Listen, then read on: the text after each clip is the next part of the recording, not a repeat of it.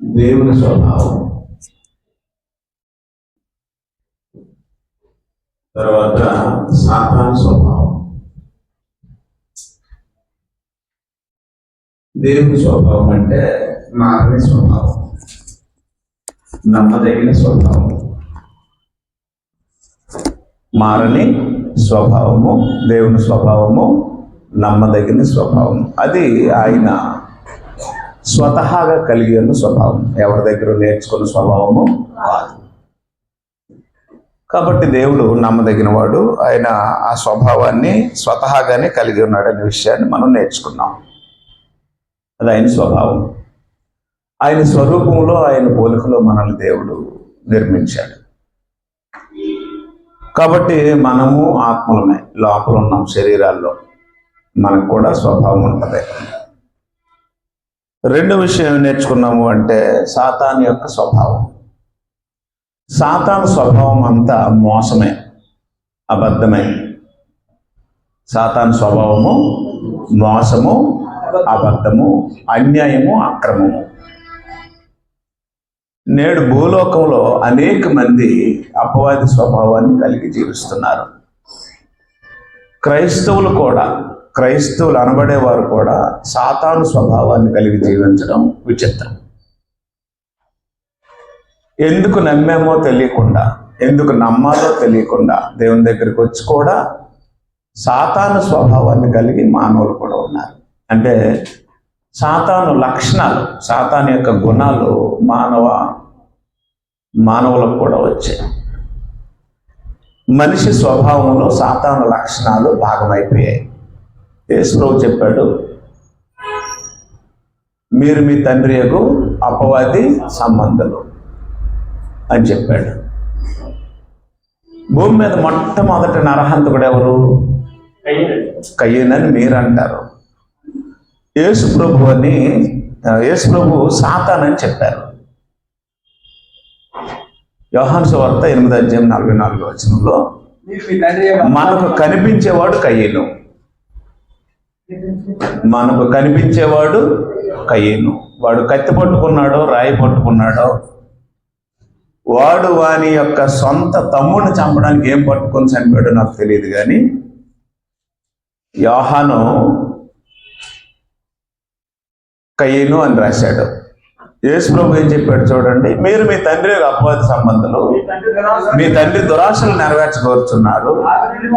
ఆది నుండి వాడేమై ఉన్నాడు? రైట్, నరహంతకుడు. ఆది నుండి నరహంతకుడు. మనుషులు చంపేటట్టు ప్రేరేపించేవాడే నరహంతకుడు. ఏ వర్ణ ఎవరు? హేబేలు చంపారు కదా, హేబేలు మర్డర్ చేశారు కదా, అందులో ఏ వర్ణ ఎవరు? సాతాన్. ఏ2 ఎవరు? కయ్యను. కాబట్టి మనకి ఏ2 కనబడతాడు, ఏ1 బ్యాక్గ్రౌండ్గా ఉంటాడు. వాడు నరహంతకుడు. ఆది నుండి వాడు నరహంతకుడు అయ్యుండి సత్యమందు నిలిచిన వాడు వాడు. వాని యందు ఏముండదు? సత్యమే ఉండదు. వాడు అబద్ధం ఆడినప్పుడు అది సంగతి. వాడి స్వభావంలో ఏముంటది? అబద్ధం ఆడడం అనేది ఇవిడు ఉంటుంది. కాబట్టి ఈరోజు అబద్ధం ఆడేవారు అందరి స్వభావము సాతాను స్వభావమే. మోసం చేసేవారు అందరి స్వభావము సాతాను స్వభావమే. నిందలేసేవారు అందరి స్వభావము సాతాను స్వభావమే. చాడీలు చెప్పేవారు అందరి స్వభావము సాతాను స్వభావమే. ఈర్ష్యపడేవారు అందరి స్వభావము సాతాను స్వభావమే. మళ్ళీ మేము ఎవరి పిల్లలమని చెప్పుకుంటారు? మేము దేవుని పిల్లలమే, పరలోకం వెళ్తామని చెప్పుకుంటారు. ప్రకటన గ్రంథం 12:7-9 క్లియర్గా రాసి ఉంది. ప్రకటన గ్రంథము 12:9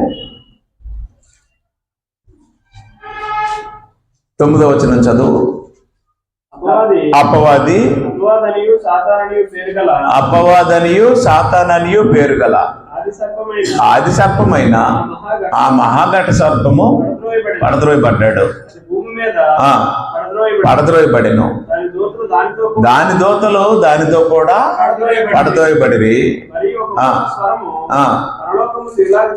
వెంటనే రాత్రిం పగల్లో అదే పని ఎవరి మీద?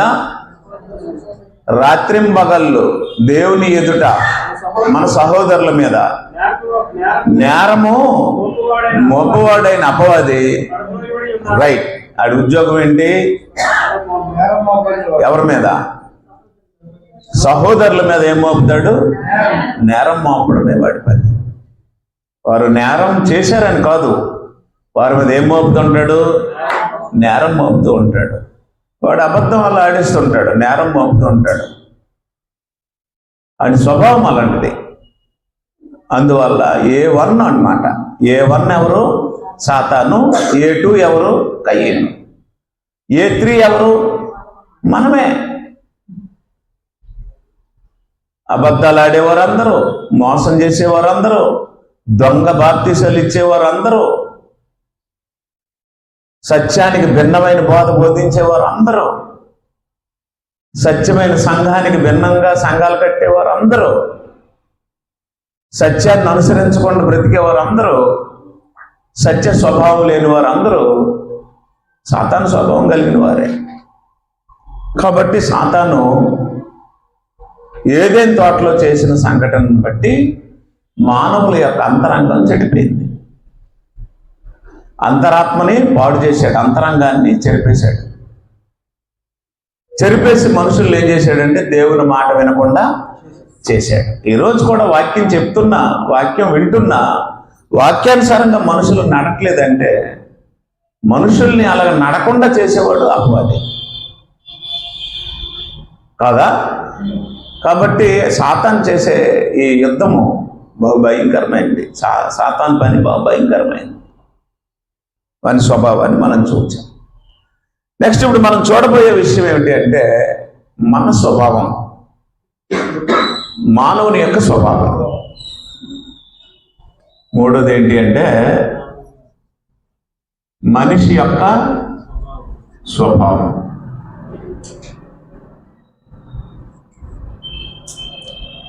మనిషి యొక్క స్వభావం. రోమీలకు రాసిన పత్రిక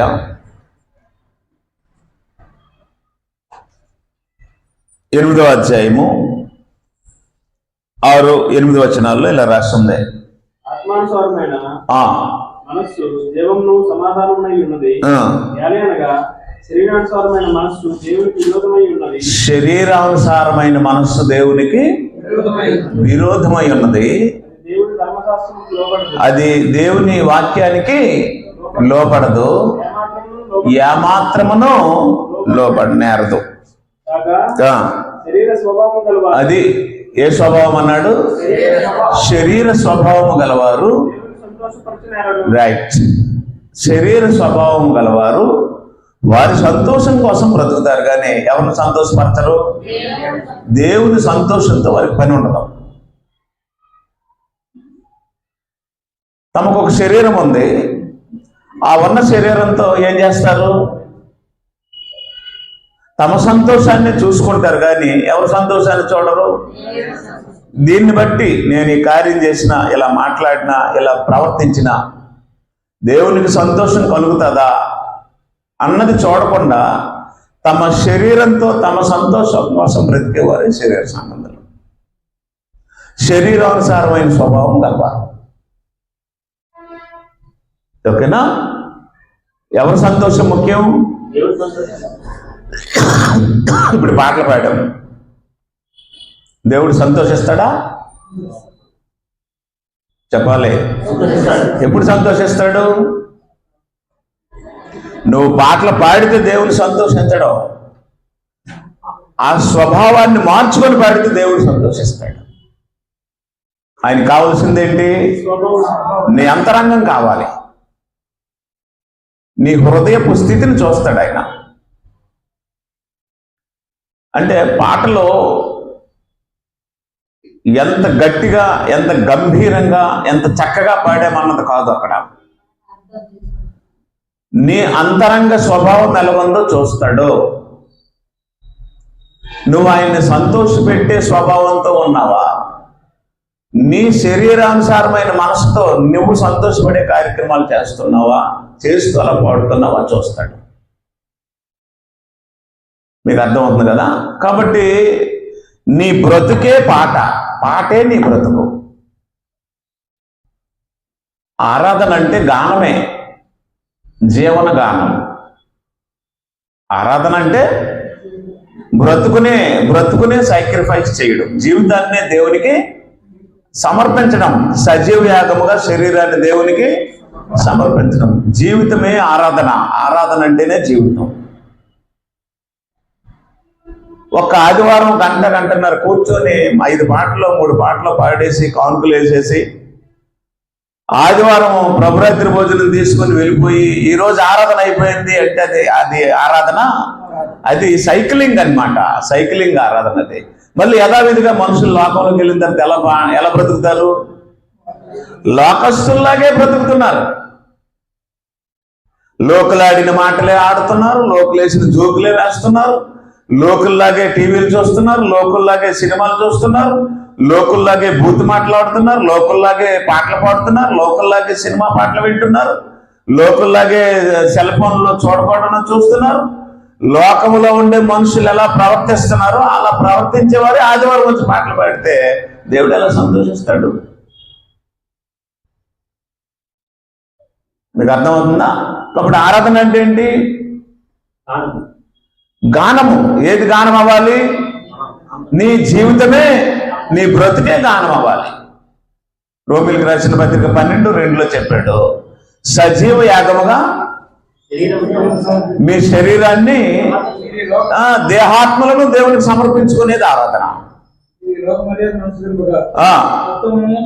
ఉత్తమమును అనుకూలమునై ఉన్న దేవుని చిత్తమేదో పరీక్షించి తెలుసుకున్నట్లు మీ మనస్సు మారి నూతన మొగటి వలన, అది మనస్సు మారి ట్రాన్స్ఫార్మ్ అవ్వాలి. మనస్సు మారి ట్రాన్స్ఫార్మ్ అయ్యి నీ అంతరంగ స్వభావాన్ని దేవుడు చూస్తున్నాడని గ్రహింపు కలిగి ఆత్మతో మనసుతో పాడినట్లయితే అప్పుడు దేవుడు సంతోషిస్తాడు.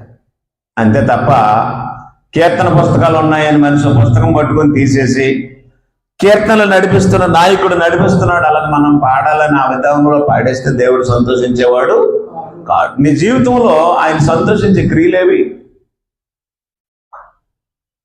నీ జీవితంలో ఆయన సంతోషించే మాటలేవి? నీ జీవితాన్ని చూసి ఆయన ఆనందించే అడుగులేవి, అడుగుజాడలేవి? కాబట్టి శరీరాన్ని అనుసరించిన వారి ఆరాధన దేవుడు అంగీకరించడో. ఇవాళ వ్యభిచారులు, దొంగలు, మోసగాళ్ళు, నీచులు, క్రైస్తవులు అని చెప్పుకొని వేరు మార్గాల్లో జీవిస్తున్న వారు అందరూ కూడా కలిసి ఆరాధించేస్తున్నారు. దేవుడు అంటాడు, పాపుల గుంపును నేను సహింపను. ఇశ్రాయేలీలే బలులు పట్టుకొని వస్తే మిమ్మల్ని ఎవరు రమ్మన్నాడు అన్నాడు. నా ఆవరణముకు మిమ్మల్ని రమ్మన్నవాడు ఎవడో? ఎందుకు వచ్చారు? నా సన్నిధికి రాకండి, మీరు పాపులు. సొదొమ వారికి మీకు తేడా లేదన్నాడు. కాబట్టి ఇప్పుడు మనకి ఎలాంటి స్వభావం ఉందో మీకు తెలుసు. శరీర స్వభావము గలవారముగా ఉన్నాం. 5వ వచనం చదవండి. రోమిలికి రాసిన పత్రిక 8వ అధ్యాయం 5వ వచనంలో, రోమిలికి రాసిన పత్రిక శరీరానుసారులు శరీర విషయముల మీద మనసుంతురు, ఆత్మానుసారులు రైట్. శరీరానుసారుల ఆరాధన దేవుడు అంగీకరించడు. శరీరానుసారులు అంటే శరీరాన్ని సంతోష పెట్టాలనుకునేవారు, శరీర సుఖం కోసం బ్రతికేవారు, శరీర ఇచ్చల కోసం బ్రతికేవారు, శరీరం ఆనందం కోసం తిరిగేవారు, శరీర సంబంధాలు. అట్టివారి ఆరాధన దేవుడు స్వీకరించడం. అట్టివారు పాటలు పాడితే దేవుడు ఆనందించడం. గొప్ప గానం, గొప్ప బలంగా పాడతారు పాటలు, కానీ దేవుడు అంగీకరించడం. కానుకలు వేసినప్పుడు కూడా ఇలా సింగల్గా వేయరు, ఒక చేతితో కలిపి ఇలా గౌరవంగా వేస్తారు. దేవుడు స్వీకరించడం. దేవుడు ఒకటే అంటాడు, నీ అంతరంగం పాడైపోయింది, నువ్వు శరీర సంబంధివి, నీ స్వభావము మంచిది కాదు. కాబట్టి దేవుడు క్యారెక్టర్ని చూస్తాడో అది గుర్తుంచుకోండి. దేవుడికి కావలసింది క్యారెక్టర్, అంతరంగ స్వభావం దేవుడు చూస్తాడు. అట్టి క్యారెక్టర్ గలవారు వచ్చి దేవుని సన్నిధిలో కూర్చొని పాటలు పాడితే, అట్టి స్వభావం గలవారు వచ్చి దేవుని సన్నిధిలో కూర్చొని కానుకలేస్తే దేవుడు ఆనందిస్తాడు, పులకించిపోతాడు. నరులమైనటువంటి మన స్వభావాన్ని సాతాను చెరిపేశాడు. రెండో విషయం ఏమిటి అంటే, మానవుని యొక్క స్వభావము దేవుని మాట వినకపోవడం, తిరుగుబాటు చేయడం. దానియేలు గ్రంథం 9వ అధ్యాయంలో దానియేలు ఒక అద్భుతమైనటువంటి ప్రార్థన చేశాడు. ఈ ప్రార్థన నాకు చాలా ఇష్టం. ఆయన ఎలాంటి ప్రార్థన చేశాడు అంటే, ఆ ప్రార్థన చదివితే, ఆయన చేసిన ప్రార్థన 9వ అధ్యాయంలో రాయబడి ఉంది. ఆ ప్రార్థన చదివితే భయం వేస్తుంది. దానియేలు 9వ అధ్యాయంలో ఇలాగన్నాడు, 2వ వచనంలో, మాదీయుడగు అహష్వరేషు యొక్క కుమారుడైన దర్యావేషు కల్దీయులపై రాజాయిను, అతని ఏలుబడిలో మొదటి సంవత్సరం మందు దానియేలును నేను యెహోవా తన ప్రవక్త ఇర్మీయాకు సెలవిచ్చి తెలియజేసినట్లు యెరూషలేము పాడుగా ఉండవలసిన 70 సంవత్సరాలు పూర్తి వచ్చున్నవని గ్రంథంలో గ్రహించితిని. అంతట నేను దానియేలు గోనె పట్ట కట్టుకొని, ఏం కట్టుకున్నాడు? బట్టలు తీసేశాడు. మామూలుడు కాదు, ప్రధానమంత్రి స్థాయి ఉన్న దానియేలు ఆ బట్టలు, మంచి వస్త్రాలు తీసేసి ఏం కట్టుకున్నాడు? గోను కట్టుకున్నాడు. గోను కట్టుకొని ధూళి తలపై వేసుకొని ఉపవాసం ఉండి ప్రార్థనా విజ్ఞాపనలు చేయటకై ప్రభు అని దేవుని ఎదుట మనసును నిబ్బరం చేసుకుని దేవుని ఎదుట ప్రార్థన చేసి ఇలా ఒప్పుకున్నాడు. ప్రభువా, మహత్యము కలిగిన గంభీరుడు ఒక దేవా, నీ ఆజ్ఞలను అనుసరించి నడుచు వారి యెడల నీ నిబంధనను కృపను జ్ఞాపకం చేయువాడా, మేమైతే నీ దాసులకు ప్రవక్తలు నీ నామమును బట్టి మా రాజులు మా అధిపతులకు మా పితరులకు యోధా దేశంలందరికీ చెప్పిన మాట ఆలకించలేదు అన్నాడు. అంటే నీ మాట విన్నామా, వినలేదా? మేము నీ మాట వినే మనుషులము కామని ఎవరెవరో చేసిన పాపాలని నేను ఒప్పుకుంటున్నాడు. ఎంత గొప్ప మనసు చూడండి. అలా ఒప్పుకోవడానికి నేను చేశాడంటే ఒంటి మీద ఉన్న వస్త్రాలు తీసేసి గోను కట్టుకున్నాడు. గోనె బుగ్గు తీసి ఏం చేశాడు? తల మీద వేసుకొని, మరి ఎంత దీనాస్థితికి వెళ్ళిపోయాడో చూడండి. మా అధికారులు, మా రాజులు, మా వారు చేసినటువంటి పొరపాటు ఏంటంటే, మేము మీ మాట వినక ఏం చేసామట? 6వ వచనంలో, నీ ఆజ్ఞలను నీ విధులను అనుసరించటం మాని పాపులమును దుష్టులమునై చెడుతనమందు ప్రవర్తించుచు తిరుగుబాటు చేసిన వారము. మానవుని యొక్క స్వభావం ఎలాంటిది? మానవుని యొక్క స్వభావం ఎలాంటిది అంటే, ముందు మనం ఒక మాట చదువుకున్నాం. శరీర స్వభావం. మానవుని యొక్క స్వభావం ఎలాంటిది? శరీర కార్యాల మీద మనస్సు ఉంచే వారి స్వభావం శరీర స్వభావం. శరీర స్వభావం గలవారు దేవుణ్ణి సంతోషపరచలేరు. శరీర స్వభావము అంటే శరీరానికి కావలసినవన్నీ మనసులో పెట్టుకొని శరీరాన్ని అనుసరించడం శరీర స్వభావం. ప్రభు చెప్పాడు, ఏమి తిందుమా, ఏమి త్రాగుదుమా, ఏమి ధరించుకుందామా అని వాటి విషయమే మీరు ఆలోచించకండి. లోకంలో ఇవాళ మీరు చూడండి, మనలాంటి బట్టలు లేనివారు, మనలాంటి తిండి లేనివారు, మనలాంటి ఇల్లు లేనివారు ఎంతమంది ఉన్నారో లేరా? మనకు ఉన్న బట్టలు చాలు, ఇంకా పోగులు. ఇవాళ మార్కెట్లో చూస్తే ఏం మరి ప్రజలకి వచ్చిందో తెలియదు కానీ ఈ 4 రోజులే బట్టలు, ఈ 4 రోజులే తిండి, ఈ 4 రోజులే షాపింగ్లు. పిచ్చి పట్టేసింది అనమాట. పిచ్చెత్తిపోతున్నారు.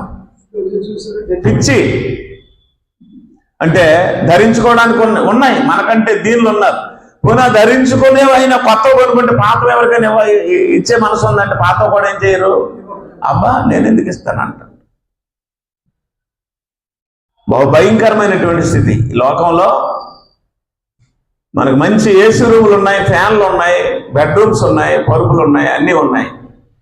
కనీసం ఉండడానికి పడుకోవడానికి సరైన స్థలం లేని వాళ్ళు ఎంతో మంది ఉన్నారు.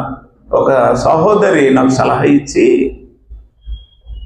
వయసులో పెద్ద ఆమె, ఒకసారి నాకు సలహా ఇచ్చి ఏమన్నదంటే, కనీసం నెలకు ఒక్కరోజైనా మీ భార్యని మీ పిల్లల్ని తీసుకొని గవర్నమెంట్ హాస్పిటల్కో, క్యాన్సర్ హాస్పిటల్కో, చిన్నపిల్లల ఆసుపత్రికో వెళ్ళి చూపించండి అని సలహా ఇచ్చింది. ఎందుకమ్మా అంటే, వారిని చూస్తే మనసు చలించిపోద్దట.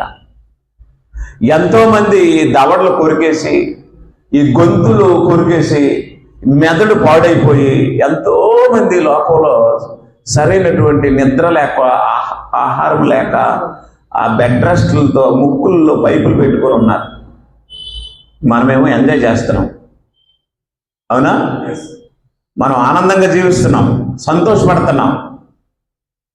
ఎంతోమంది ఆ మెంటల్ ఆసుపత్రిలోకి వెళ్తే, పిచ్చి ఆసుపత్రికి వెళ్తే అద్భుతంగా జీవితాలు జీవించిన వాళ్ళే ఒకప్పుడు ఈరోజు ఏమైపోయారు? మతి స్థిమితం లేక అక్కడ పేషెంట్లు అయిపోయారు. మనకు అసలు దేవుడన్నా భయం ఉండదు. రెండు, అయ్యో పాపం చేస్తే మన పరిస్థితి కూడా ఇలాగైపోద్దేమో, ఇలాగైపోతే మనం ఏమైపోతామో అన్న భయం కూడా ఉండదు. మనం చేసే తప్పులు, మనం చేసే అపరాధాల వల్ల ఒకవేళ ఎలాంటి పరిస్థితి వచ్చేస్తుందేమో అన్న భయం కూడా ఉండదు. కాబట్టి మన స్వభావం ఎలా తయారైంది అంటే, శరీరాన్ని అనుసరించిన స్వభావం అయిపోయింది. శరీరానికి కావలసిన వాటి కోసం ప్లాన్లు చేస్తున్నాం. ఏమి తిందుమా, ఏ హోటల్కి వెళ్దామా, ఏమి త్రాగుదామా, ఏ షాప్కి వెళ్దామా, ఏమి ధరించుకుందామా, ఏ మాల్కి వెళ్దామా, ఇదే గొడవ. ఇప్పుడు ఏది ధరించుకున్నా నష్టం లేదు, ఏమి తిన్నా నష్టం లేదు, తినపోయినా నష్టం లేదు. కానీ నువ్వు శరీరాన్ని అనుసరించడానికి ప్రయత్నాలు చేయకు. శరీరాన్ని అనుసరిస్తే ఏమైపోతావు? శరీర సంబంధం అయిపోతావు. దేవుడు నిన్ను అంగీకరించడు. ఒకవేళ అంగీకరించకపోయినా, దేవుడు లేకపోయినా పర్వాలేదు, బ్రతికివచ్చు. దేవుడు లేకపోయినా పర్వాలేదు, దేవుడు లేని వాళ్ళు ఎంతమంది బ్రతకట్లేదు? చర్చికి వెళ్ళిన వాళ్ళు ఎంతమంది బ్రతకట్లేదు? దేవుడు లేకపోయినా ఎంతమంది జీవించట్లేదు అనుకుంటున్నారేమో. పందులు బ్రతుకుతాయి, కుక్కలు బ్రతుకుతాయి, జంతువులు బ్రతుకుతాయి, ఏనుగులు బ్రతుకుతాయి, దున్నపోతులు బ్రతుకుతాయి. బ్రతకవా? అలాంటి జంతు జీవితం అన్నమాట. నాస్తికులు లేరా ఈ లోకంలో? దేవుడు లేడని చెప్పే నాస్తికులు ఉన్నారా లేరా? వాళ్ళ పిల్లలు వాళ్ళు బ్రతకలేదా? వాళ్ళు అద్భుతంగా బ్రతుకుతున్నారు. కానీ ఒకరోజు తీర్పు రోజు వచ్చినప్పుడు క్యూలో నిలబడతారు అందరూ.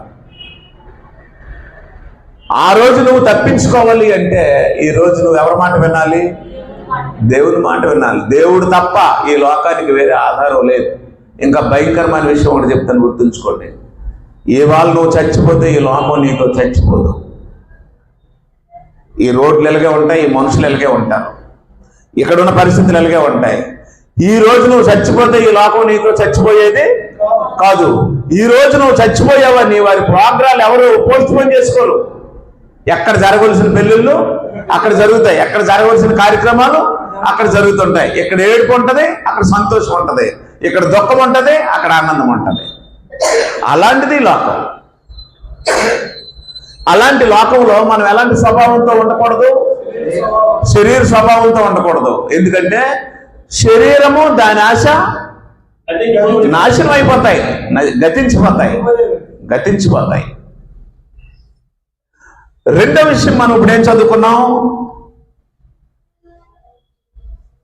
ఇప్పుడు మనం ఏం చదివాము?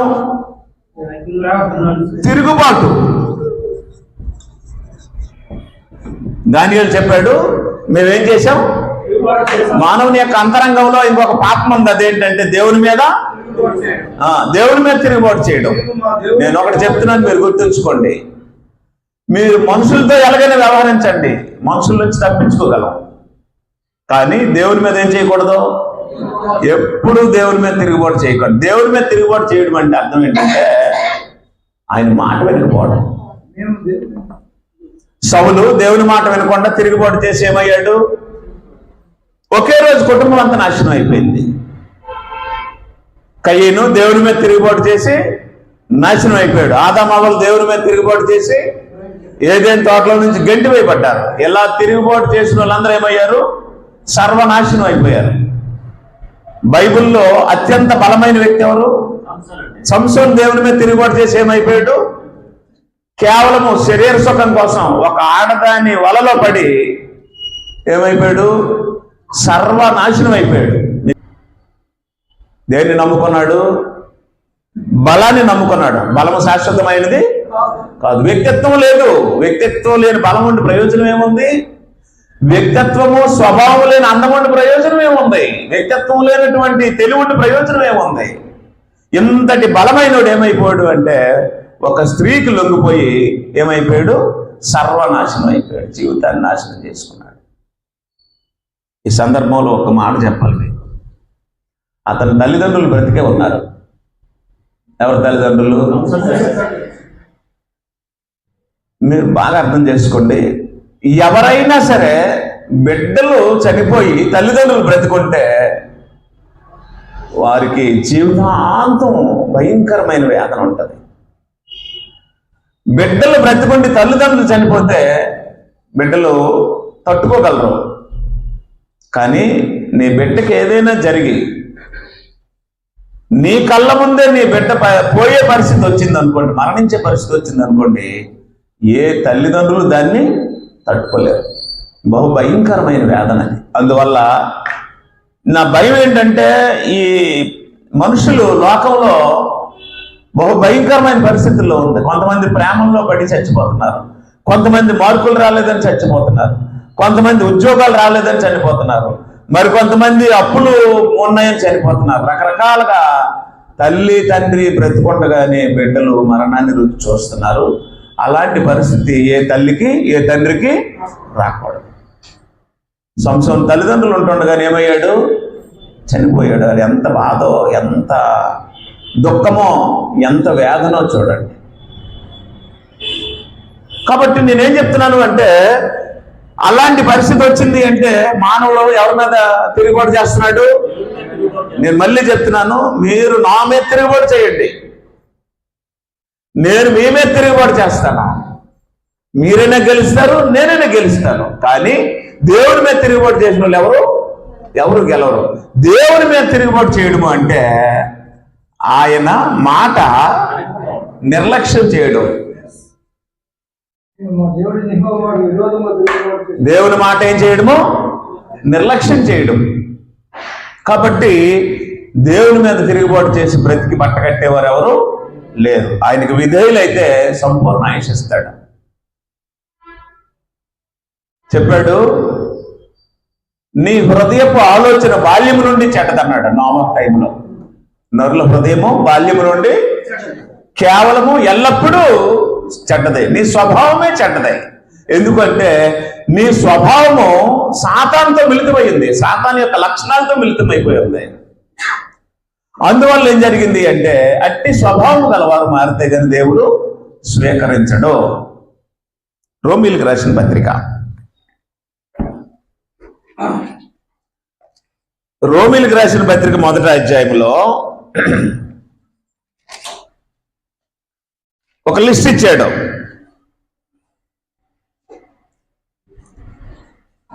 ఇరవై 21వ వచనం, మరియు దేవుని నెరిగియు ఆయనను దేవునిగా మహింపరచలేదు, కృతజ్ఞతాస్తుతుల చెల్లింపును లేదు గాని తమ వాదములు ఏమయ్యారట? రైట్. మూడో విషయం ఏమిటి అంటే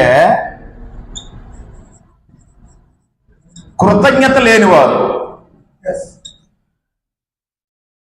మన స్వభావం ఎలాంటి స్వభావము? కృతజ్ఞత లేని స్వభావం. ఎవరైనా మనకి ఏదైనా లిఫ్ట్ ఇచ్చారనుకోండి, ఏం చెప్తాం? వాళ్ళు చెప్పకపోతే దిగెళ్ళిపోతే మనం ఏం చెప్పాలి? థ్యాంక్స్ అనాలి. సిగ్గేనే వస్తుంది కదా. మీకు అర్థం లేదు కదా, మీరు రీచ్ అవ్వలే. సార్ వాళ్ళు ఎక్కడి వరకు వచ్చేస్తారనేసి ఎవరైనా అన్నారు అనుకోండి, ఎక్కించుకుంటాను. దిగిన తర్వాత వాళ్ళు దిగి వెళ్ళిపోతుంటారు బట్టలు సర్దుకొని. థ్యాంక్స్ అండి అంటాను నేను. థ్యాంక్స్ అంటే వాళ్ళు ఎలా చూస్తారు అంటే అదేంటండి మేము చెప్పాలి కదా, మీరు చెప్పలేదు కానీ నేను చెప్తాను అంటారు. కొంతమంది దిగిన వెంటనే ఏమంటారు? చాలా థ్యాంక్స్ బాబు అంటారు. నేనేం చెప్తున్నాను అంటే ఆఫ్టర్ ఆల్ కొంత దూరం లిఫ్ట్ ఇచ్చినటువంటి మనిషి మనకేం చెప్తాడు? థ్యాంక్స్ చెప్తాడు కదా.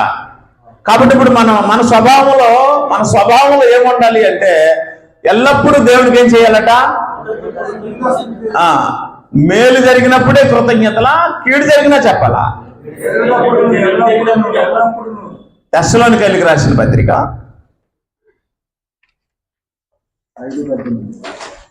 1 తెస్సలోనికైలకు రాసిన పత్రిక 5వ అధ్యాయము 16వ వచనం. ప్రతి విషయమునందు ఏం చెల్లించాలి? కృతజ్ఞతాస్తుతులు చెల్లించుడి. ఏలాగు చేయుట యేసుక్రీస్తునందు మీ విషయంలో. రైట్. ప్రతిరోజు దేవునికి ఏం చెల్లించాలి? ప్రతి విషయమునందు దేవునికి ఏం చెల్లించాలి? ఉదయాన్నే లేచాం కదా, లేచారులాగా ఉదయాన్నే లేచిన వెంటనే మేము బ్రతుకున్నాం.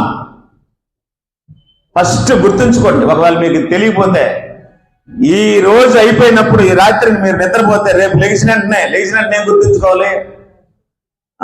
మేము బ్రతికాం, అందుకు మీకు కృతజ్ఞతాస్తుతులు అనండి. మోకరించండి. మీ పరుపుల మీదే మోకరించండి. చిన్న పెద్ద స్త్రీ పురుష భేదం లేదు. లోకమెల్లగా దేవుడు అంటే ఏంటో తెలియనటువంటి పరిస్థితుల్లో ఉంది. తెలిసిన వారు కూడా ఏం చేయట్లేదు? కృతజ్ఞతలు చెల్లించట్లేదు. అది అలాంటి స్వభావం మంది, మానవుని స్వభావం అది.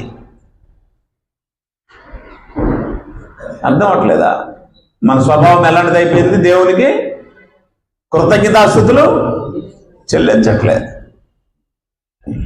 కడుపు నిండితే చాలు మంచం ఎక్కిపోతున్నారు.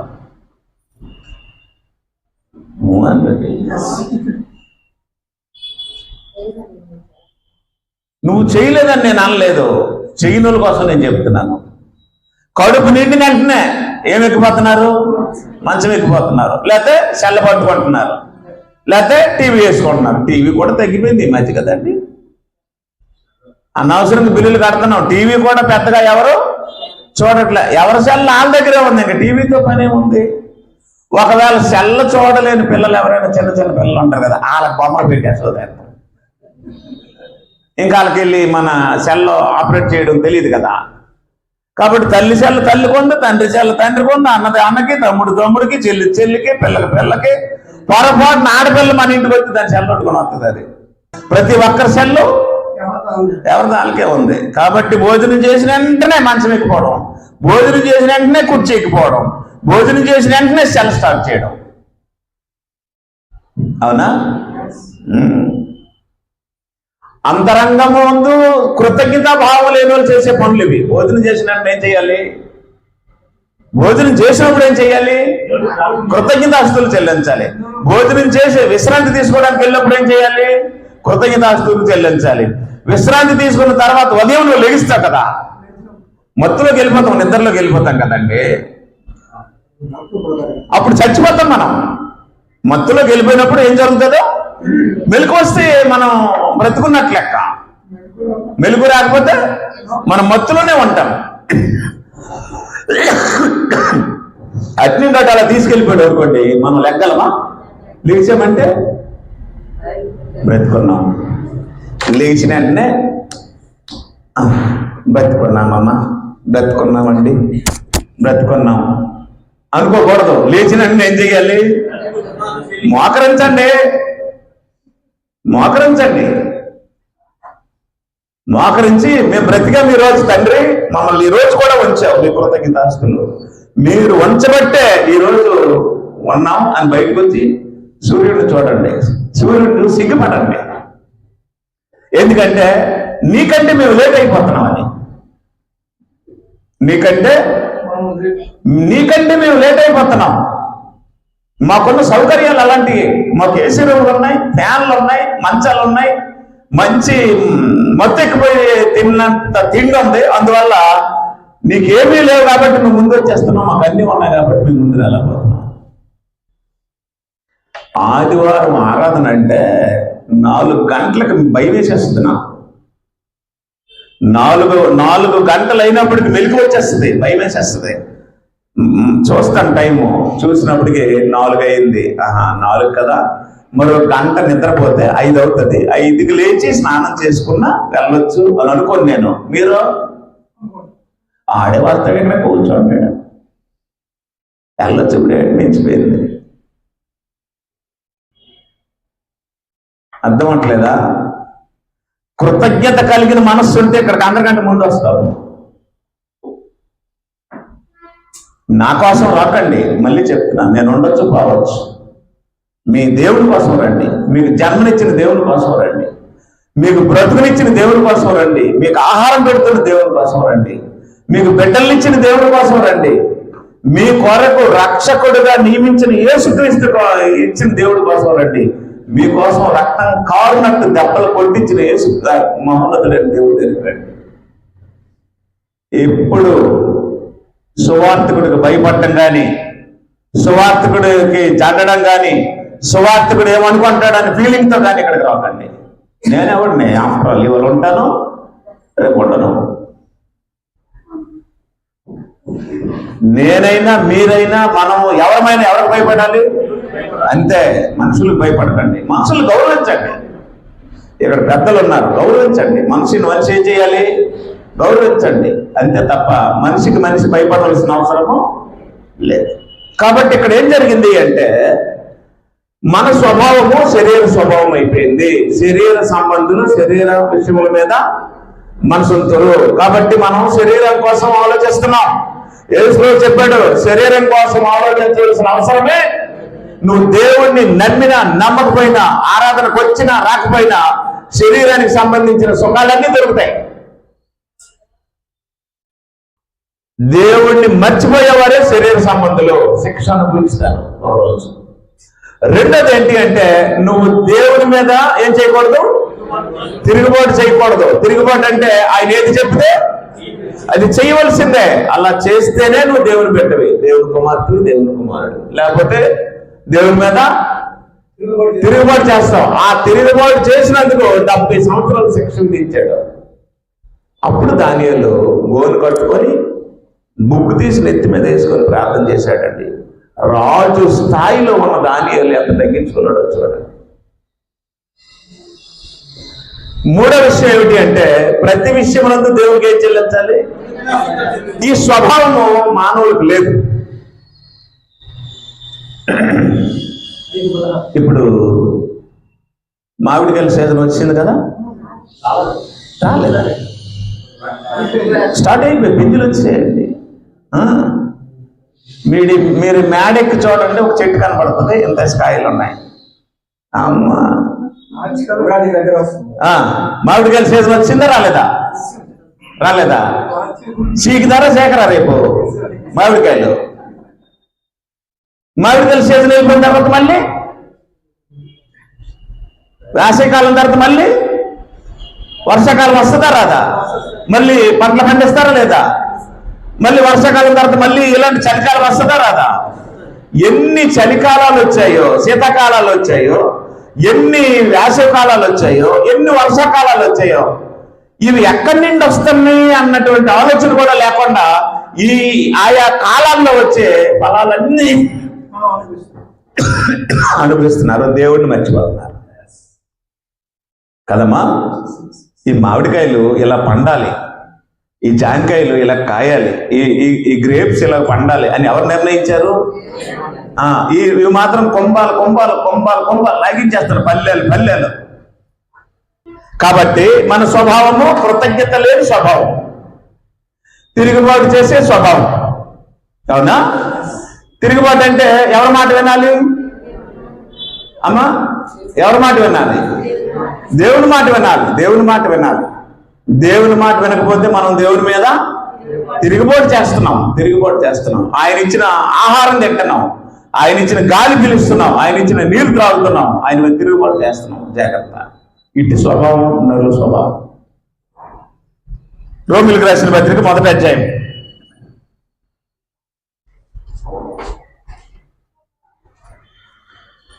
26వ వచనం. అందువలన దేవుడు తుచ్చమైన అభిలాషులకు వారిని అప్పగించెను. వారి స్త్రీలు సైతము స్వాభావికమైన ధర్మమును విడిచి స్వాభావిక విరుద్ధ ధర్మమును అనుసరించరి అటువలే పురుషులు కూడా స్త్రీ యొక్క స్వాభావికమైన ధర్మమును విడిచి పురుషులతో పురుషులు అవాచ్యమైనది చేయొచ్చు తమ తప్పిదమునకు తగిన ప్రతిఫలము పొందుచు ఒకరి ఎడల ఒకరు ఏమయ్యారట? కామతప్తులైతే ఐరి.